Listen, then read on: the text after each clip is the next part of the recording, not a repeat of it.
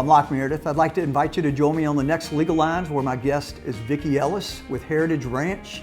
It is a facility of 53 acres in Zachary that provides holistic healing for boys 10 to 18 that have been abused mentally, physically, emotionally, spiritually, and also provides guidance to their families. So join us on the next Legal Lines, where we talk about Heritage Ranch with Executive Director Vicki Ellis. Hi, I'm Sean Fagan of Locke Meredith, Sean Fagan & Associates. Open the phone book or look online. There are plenty of lawyers to choose from. And if you ask any of them, they'll agree that the vast majority of claims settle without ever having gone to trial. And I'll tell you, any lawyer can settle a claim. It's not hard to settle a claim, but it takes hard work to get a client what he or she deserves. At Locke Meredith, Sean Fagan & Associates, we have a proven record of working hard for our clients. Whether you hire us at all, give us a call. Hello, welcome to Legal Lines. I'm Locke Meredith. I'm very pleased to have on the show for the first time Vicki Ellis. She is the Executive Director for Heritage Ranch. Vicki, it's wonderful to meet you, and I want to hear about this place. Before we dive into Heritage Ranch and what it does, which is help people, tell me about yourself. Yeah, so I'm born and raised in Baton Rouge, married. I have 4 kids, and That's time consuming. Oh, it's something else. I'm like, I got all the kids at the ranch and then all my kids at home. So my kiddos are all between 15 and 8, so we're full-fledged into sports, school activities, and everything else. Excellent. And in addition to working at the ranch, I'm real involved with our church, Cedar House, which is on Jones Creek in Baton Rouge. I actually run the sound engineering for the worship team. So you love music? I do. My husband's a musician, play, so I came by it that way. I do not play anything but the soundboard, but he's a guitarist and writes music. We love music in our family too. So, your education? Yeah, so actually graduated Lehigh in Baton Rouge and then went on to what LSU. Year? Oh, God, good question. I think I'm 79. Yeah, 1979. I'm 79. No, 79 is the year I was born. Look at that. 97. Okay. Look, I should remember when I graduated high school. 97, where'd you and then went go to college? LSU, and then I got my undergrad in English, and then got my master's in social work. In social work? Yes, sir. So what inspired that kind of direction? Yeah, so really starting the ranch actually is what inspired me to change direction to social work. I was actually pre-med when I first went to college. Actually had read Ben Carson's Gifted Hands and decided I wanted to be a neurosurgeon. And then God kept nagging me about starting a children's home here in Baton Rouge for kids in crisis, and eventually changed from pre-med over to social work and got my master's in that. I felt like it would best equip me to understand the kids and families we would serve with the children's homes. So. And you don't have to get into any personal experiences, but it's a heart drive for you, as I understand it. Yeah, absolutely. So I went through some abuse as a child and really started to deal with that around 11 to 14. I mean, being a teenager is hard enough, especially middle school. Amen. But going through the crisis of just finding my worth and identity was really hard. And so I had all the supports in the world, church support, family support, and it was still really a time where I just didn't know how I was going to overcome it. And so I actually, just around 14, was babysitting for a family in Tennessee on a trip, and we stopped at a children's home there being founded. And something just caught me that day, thinking about families going through that same crisis that didn't know what to do and didn't have the supports. And it took about 10 years after that before I really moved forward with a business plan. But that day in Tennessee at that ranch when I was 14 is really when God caught my heart for this vision. So, and that's led you to Heritage Ranch. So tell folks about Heritage Ranch. First of all, as I understand it, it's in Zachary, and you guys have 6 full-time employees.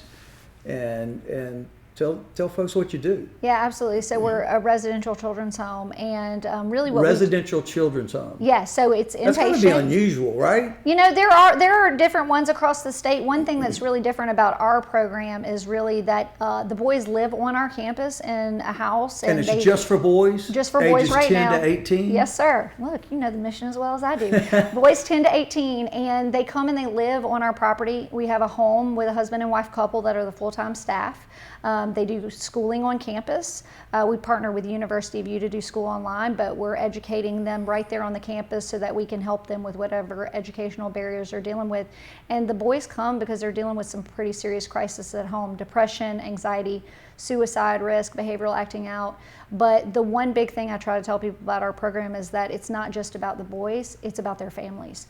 And really, Gotta have both. Really, truly, we're a family reunification program more than we just are a children's home. And so our ultimate goal is, how do we work with these boys on campus, equip their families, and get them back home? So how do you do that? Give me a day in the life of a young guy that, and it's voluntary. Yeah, that's the thing about the program, is that these are families that have tried everything else and their son is in crisis and they don't know what else to do. And I tell people a lot, it's really an act of love for them to bring them to the ranch, and a real big commitment, because our boys go home every other weekend. They go home on holidays. The parents are up every week for family counseling. Siblings come, parent education. So really what we're trying to do is just overcome the crisis with the whole family. But really, a day in the life of a kid is really similar to a day in the life of any kid. Wake up in the morning, get breakfast with the house parent couple and the other boys. How many kids are in the house? 6 boys in the house. Okay. We have to keep it to a level where we can manage all of the behavioral and emotional needs with this husband and wife that are staffing the home. And so really try to create a family environment. And it's a regular residential home, a little larger than your average home, but the boys live in bedrooms like any other kid. They do their own laundry. They help cook dinner. They go to school during the day. The big difference is that they're dealing with some pretty intensive emotional and behavioral issues, and so we have a full-time therapist on campus that does individual counseling with them, helps at the school anytime there's a need there for support, and then works with the family. So describe the positions of the 6 employees and what each of those, so you got the 2 folks that are the family, the parents. Yeah. You've got you as the executive director. Yes, sir. I assume you got an office We do, manager type we do. person. And then you have other folks who are hands-on with the child and the parents. Yeah, so we have, in addition to our house parent couple, we have a counselor. It's a full-time therapist that works with the families and with the kids. And then also in our school building, we have an education coordinator, amazing young lady from right here in the Baton Rouge area, and she runs the school program. So even though the boys are doing school online, every day she's providing structure and support. They come in uniform, and she provides individualized education for them. So, but first of all, they stay between a year and 2 years. Yeah, because it takes about 6 months just for the family to stabilize. We had one of our first students, I remember, it was a grandmother raising her grandson. He's 15 years old, he was on the autism spectrum, and when she came, honestly, it just took her a couple months to kind of get her breath back and get rested enough to be able to do the work she needed to recover, because she had been in crisis with him for so many years. And so the first 3 to 6 months is just them getting used to the program and really just getting kind of rejuvenated from the crisis they've been in. And then it takes a good year of work to deal with whatever trauma or crisis they're dealing with, because for a lot of the kids, they've dealt with some pretty serious trauma or difficulty, and so it takes about a year to work through it, equip them, because our goal is that when they go back home, they're stabilized and they're able to reintegrate into their family, into their school. And so it's a lot of work to get there for the family and for the kid. So your definition of family is not mom and dad. No. It's whoever is the family support system. We see just a variety of different families. We've had grandparents raising a grandchild. We have single mothers. We have single fathers.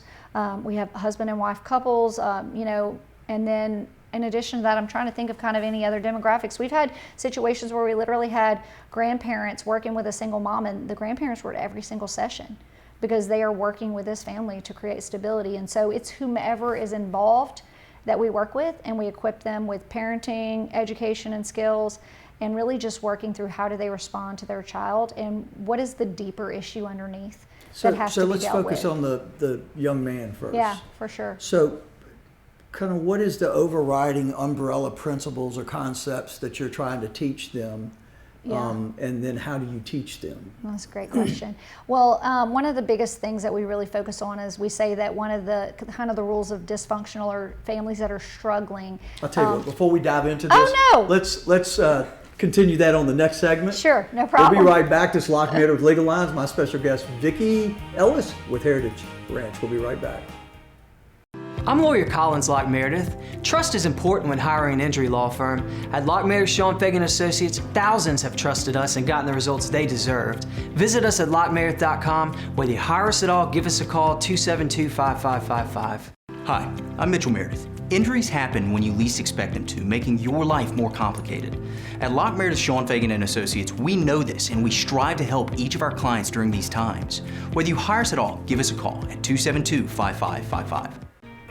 Welcome back to Legal Lines. I'm Locke Meredith. I'm pleased to have on the show for the first time the Executive Director for Heritage Ranch, Vicki Ellis. Vicki, let's dive back in. So we were talking about, before we ended, what are the big basic umbrella principles, concepts that you're trying to teach the kids, and how do you do it? Yeah, man, it's so interesting when you have to boil it down, trying to think about what that looks like. So, a really big thing that we focus on is something we call choice and consequence.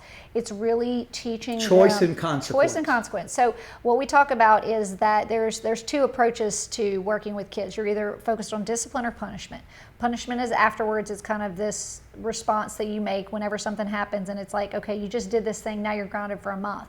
Well, discipline is really supposed to train kids, and discipline means kids knowing on the front end what to expect. Well, what we call it is choice and consequence. And so what we really focus on with the kids is that every decision is going to have a consequence. There's either going to be a positive and negative, or kind of no consequence really that's obvious. But what we want them to understand is that they are empowered to take control of their decision making, not blame their parents, not blame the world around them, not blame other people in their lives or their circumstances, but to really decide, like, how am I going to control myself and what is the impact going to be? And so we set up all this structure with the families in the home and so forth to make it really clear to the kids what they're choosing. And one of the reasons this is really important with kids in crisis is they come from a situation where every time they've acted and done something, they've typically gotten in trouble for it because they've been making really poor choices. So if they know, okay, if I choose to, for example, we have praise and prayer at the school in the morning when they first get there. Okay, if I choose to put my head down at the desk during praise and prayer, I'm choosing early bedtime. Why? Because I'm tired and I can't keep my head up. I mean, it seems so simple, but it is so logical. But what we realize is by setting a structure across the board at the house and at the school and with their families, you've equipped them with an understanding of what they're choosing. And so it starts to make them... Do you give them the rationale behind? We do. We talk about it. It starts to make them think about their choices. And here's the reality. What we know is success when a kid leaves the program is if they're able to internalize their decisions instead of kind of being swayed by all of the external things that are happening. So, in other words, it's natural. Right, and it becomes that way. So with parents, we teach them, okay, set something up at home where if your kid won't get off the Xbox, don't ground them for 2 weeks or go make them mow the lawn. Just tell them, well, you've chosen to lose Xbox for the next 2 days.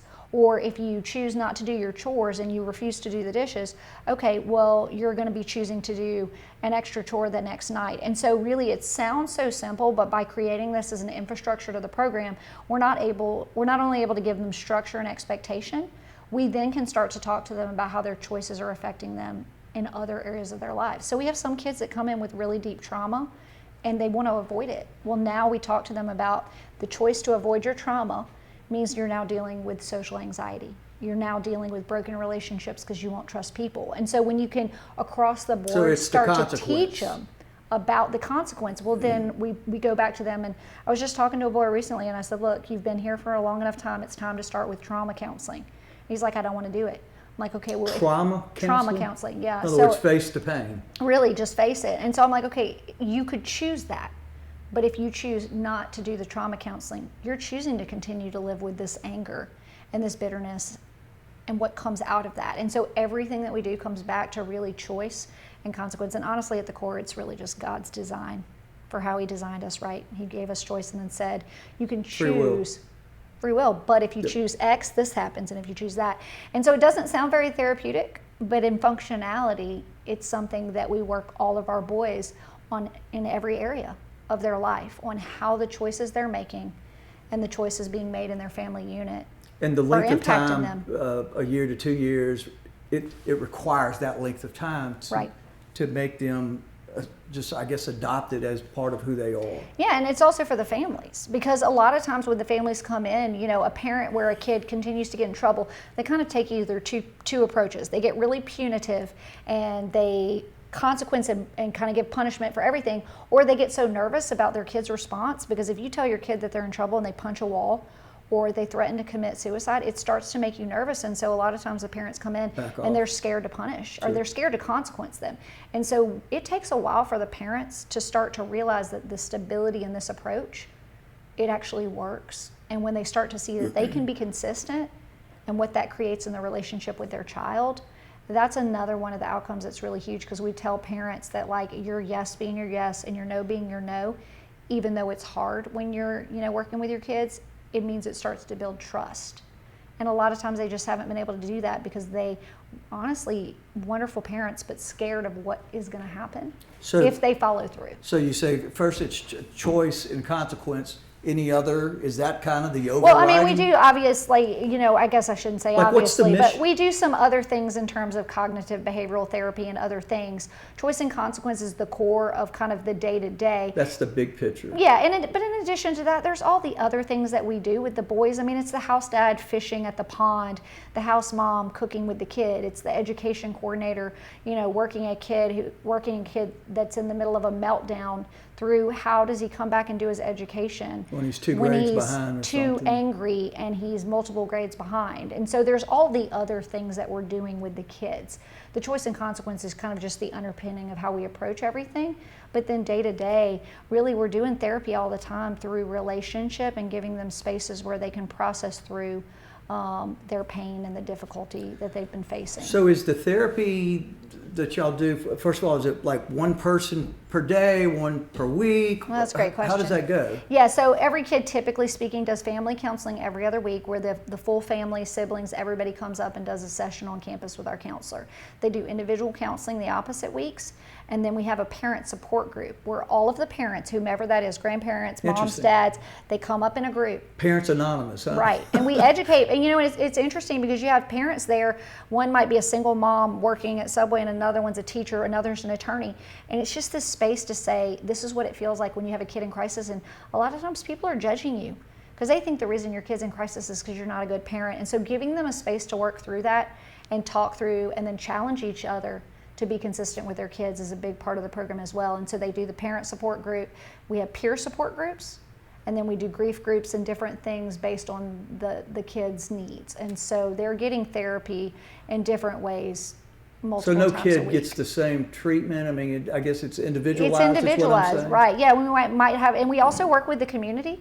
So like we have kids that will come or families that will come, and if they need a specialized type of therapy that isn't our specialty, we'll work with the community to do that. So we've had kids that have like gone to the Children Advocacy Center and done trauma counseling, and we've had actually parents where we referred them to like marriage counseling to make sure that they're getting the additional supports that they need, because there's when a family's in crisis, there's a lot going on. And so you have to really look at that individual kid and the individual family and say, how are you going to equip them for being successful long term? And so it's really personalized to each family. So we've talked about the kids. So bottom line, you got your choice and consequence, and then it's implemented through everyday life in this family environment.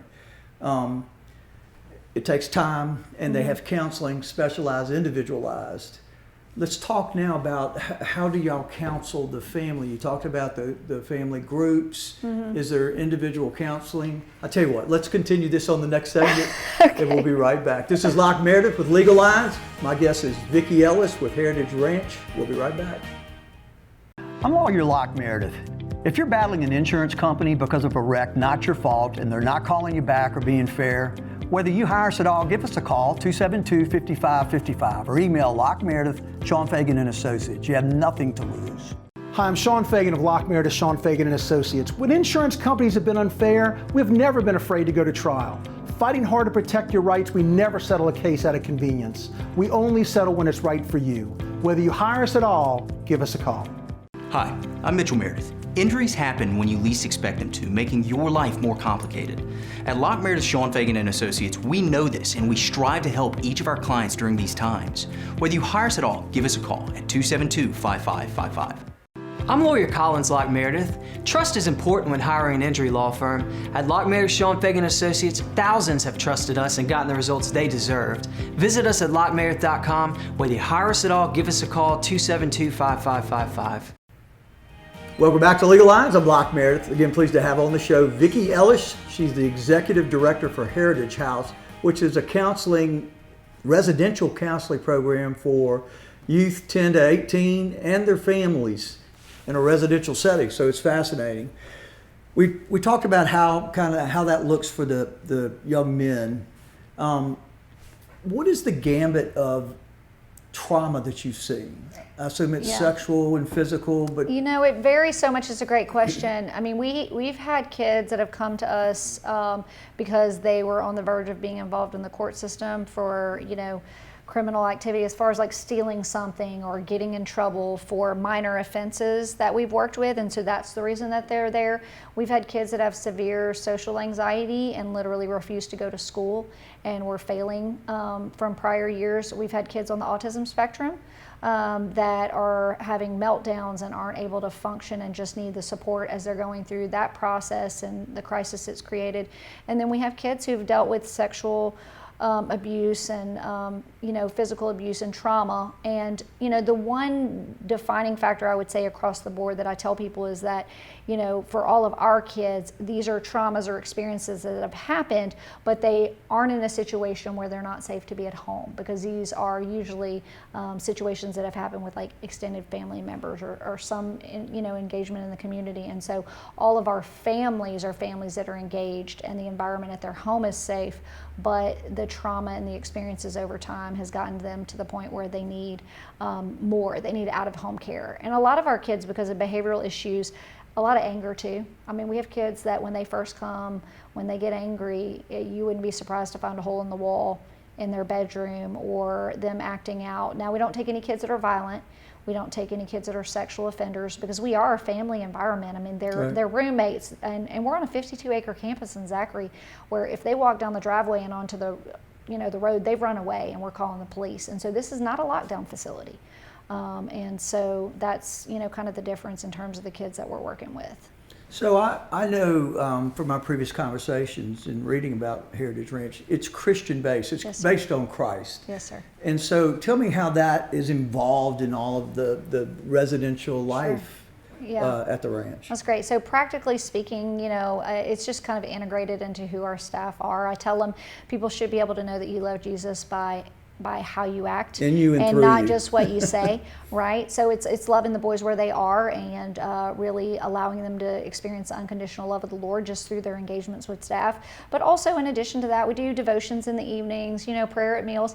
Really cool things that we love about the program. They go to Fellowship Church in Zachary for youth group every Wednesday, so they have that opportunity to engage with other kids and be in youth group. Yeah. They go to church on Sunday mornings at Fellowship Church in Zachary, who's one of our church partners, and so they're doing those things that you would do in a family, and they're socializing, but they're also encountering the Lord. And we do things like prayer and praise every Friday morning at the school. The whole staff and all the kids gather. We worship, and we just talk about what the Lord is doing and have different things that we do with that. So it's a big part. I like to tell people that where we end, there's a place where only God can begin and move forward. And when you're dealing with trauma and you're dealing with crisis, there just comes a place where you need the transformational love of Christ and work of Christ outside of what we're already able to do. Excellent. So tell me about how you deal with the family, the parents. I mean, you said there was the group sessions. Sure. There are the meetings with the kids on a weekly basis. Mm-hmm. Yes, sir. And then there's also, I assume, some type of counseling if it's needed. Yeah, no, it's a great question. So really, the primary focus for us when our boys first come in, we do what's called a genogram. It's literally a 3-generational assessment of the family. And so what we really focus on with the family, that's fascinating. Yeah, it's pretty cool. I could talk about that for days. But the big deal, all the skeletons in the closet come out, baby. It's really true. So if we have a single mom, what we talk about literally from the point of intake to when she finishes is really, we had a mom before where she has a son that's a teenage son acting out, and when she went to go and consequence him, would always avoid giving him discipline and consequences. Well, we look at not her, but tell me about how your mom mothered you. Because here's what you find, and this is true of all of us in life, right? Yeah, I mean, we we became who we are through, the generations before us. And so what we really work with the families on is learning about how their identity and how they engage with their kids was formed by their parents. And so when the parents start to have a light bulb moment that goes off and says, oh, the reason I will let my kids get away with stuff and the reason I'm scared of hurting them is because my mom was harsh with me, and I never want my kid to experience that. And then we have to work them through that. Okay, so I can't tell you how many times it's me working with a mom to work through her trauma from a relationship with a man or a relationship with a parent that has then formed the way that she engages with her child. So most of our family therapy really truly is about helping the parents and the families work through whatever has impacted the way that they're able to parent. Fascinating. So you mentioned a 53-acre ranch. Yes, sir. As I understand it, there are plans to expand. Yeah, so right now we actually, during COVID, we hired Emergent Method to do a strategic and business growth plan. And so right now they're working on that plan and the board's working on that plan. So we're going to be looking at how are we expanding? What is that going to look like? Is it going to be additional homes? What kind of outpatient services will we provide potentially? Because we've seen a huge need to help people with navigation. How to navigate through your crisis when your family has one, and we want to be able to start looking at how we can go beyond residential into prevention. Makes sense, yeah. Family coaching, navigation services, and so right now Emergent Method is working with us to put together that plan. So maybe you'll have me back next year and I can tell you everything.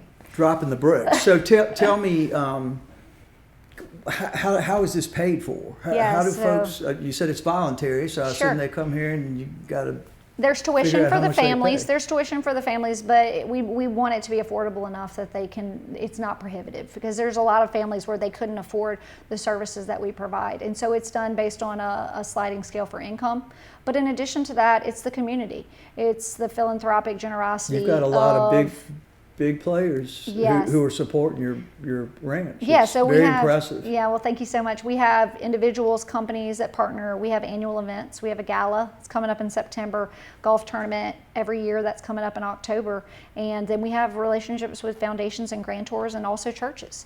And so really everything that we do is made possible not by just the tuition, but by the generosity of community members that get engaged with our multiple events. So how do people find y'all? I mean, y'all got a website, We've got a website, right? Tell me about the website. hrbr.org. Couldn't So get any Heritage simpler. Ranch, hrbr. .org. Yes, sir. They can go on there. There's a give button to just give a direct gift. We have information on there about our events and how to sign up a golf team or sponsor the gala. Because there's the Matt Flynn Golf event. Matt Flynn Golf Open, October 5th. So what are the kind of the big boy charity functions? Great that question. you do? So we're going to have our gala this year on Friday, September 17th, actually at the ranch. So people can come out, support, and get a tour of the campus.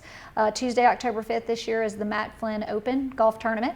And then in addition to that, it's just people giving back through individual gifts. And then there was a workforce thing I saw. Yeah, so two other things. We have a wishing wall, which we take places. It's literally these walls we set up and people can give to specific needs. Individual counseling, family counseling, CPR and first aid, any of the specific needs of the boys. And so if somebody wants us to come out, we go to churches with those and other corporate events. And then the workforce And then is lastly, workforce. Job training? Workforce development. We partner with companies. Our boys go every other Friday. And so if they came here, they learn about what does it mean to be an attorney.